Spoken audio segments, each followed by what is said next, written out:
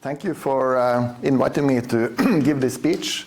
I'm really enjoying all the discussions we have and have done for almost 10 years now in the ARC community.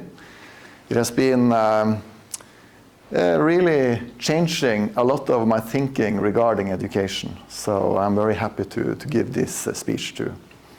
I'm going to talk a little bit about AI. Not that much, but a little bit. And many of the ideas that I'm going to talk about is in this book.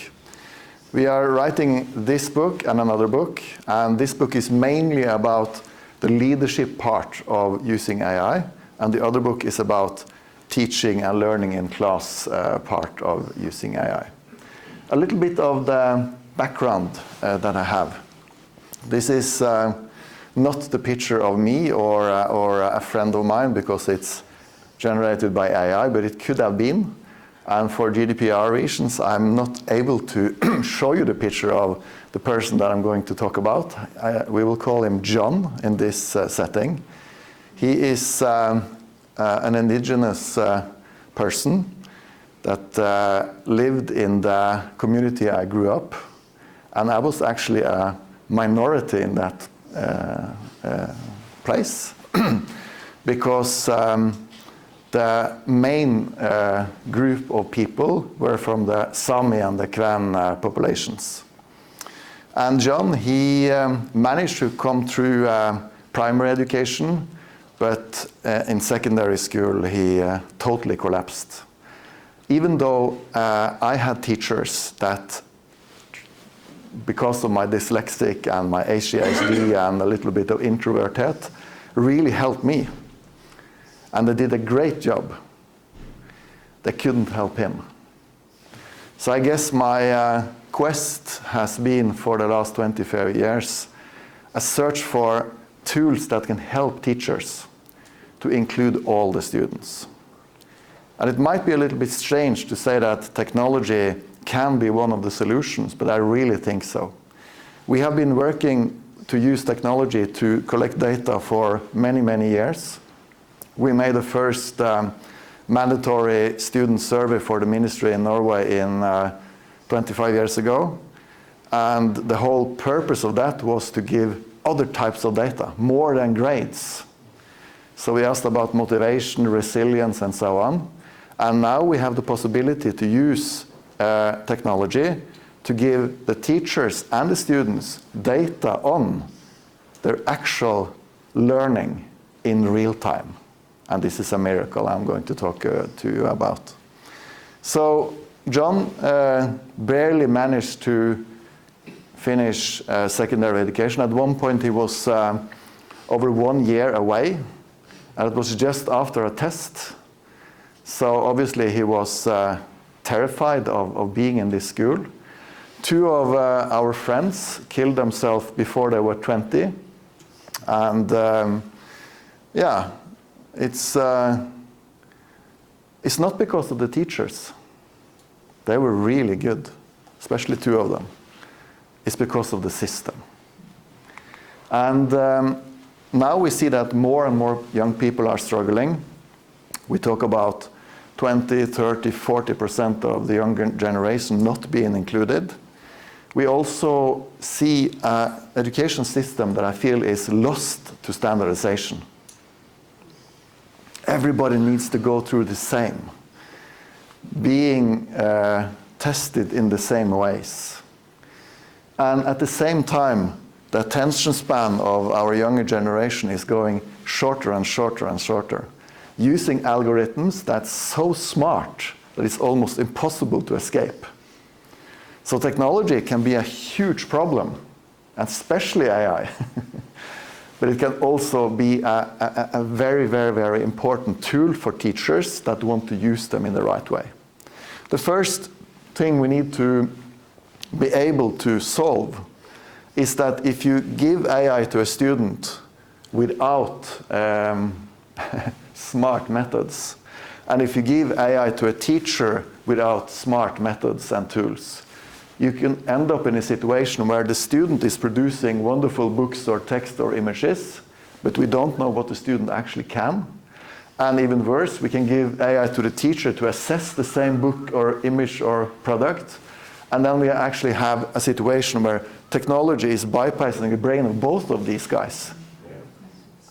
So if we are going to use technology, and AI specifically, we need to find out how this can be done in a sustainable way.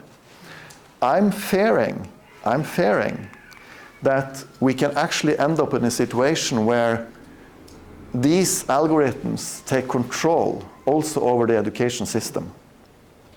Because the power of the learning that can be experienced using these tools is so strong that people will start saying, we don't need to go to school because my child is actually learning better at home with an algorithm. So it's not only about helping teachers, I think it's also about saving the education system. So if we can go through the GDPR problems and the ethical problems, and I'll not talk about that, you can read a book about this. The thing is, how can we use AI for inclusive teaching methods? And it's always about the teaching. We tried to include John and his friends. We actually were friends, but they didn't succeed in the education system, and that was such a big struggle for them that it was actually impossible to keep going. And for two of them, directly, ending it because of this situation. So we have done a lot of piloting the last 2 years, and it's happening so much. We had a workshop some months ago in Scotland, and since then it's completely changed the opportunities that we can give to students. So, okay, you can save time, not to replace teachers, but to give them better tools. You can have a system that's always available. It's much less biased than teachers and humans, but it doesn't know empathy and relations. So we can use the machine to give feedback in real time, to structure data and information, to give students feedback on the subject-related topics, and then save time to have more time to the relational part of it. And the teachers that have been part of the study we have done recently say directly, I'm able to use more time on the most important part, seeing every student. This is why I want to do this. To be able to do it, we need to make sure that we use AI in a way that actually bring the professional judgment of the teacher to the foreground. So please don't give schools open AI. And the reason why I'm saying it is that it doesn't work. Well, you can write a much better book if you had it, but if you don't take the local cultural language and priorities into the equation, if you don't read what the students are actually doing, if you don't help them when they need help, and if you don't over-help them, and then also make sure that you have the models aligned with your curriculum and get some experts to help you to do that. Because if you don't do this, the problem is the same, shit in, shit out. I'm sure you have all experienced what happens if you just send an easy prompt into the machine and hope to get miracle back. If the students are going to be included by the use of AI, we need to have a smart way of doing it.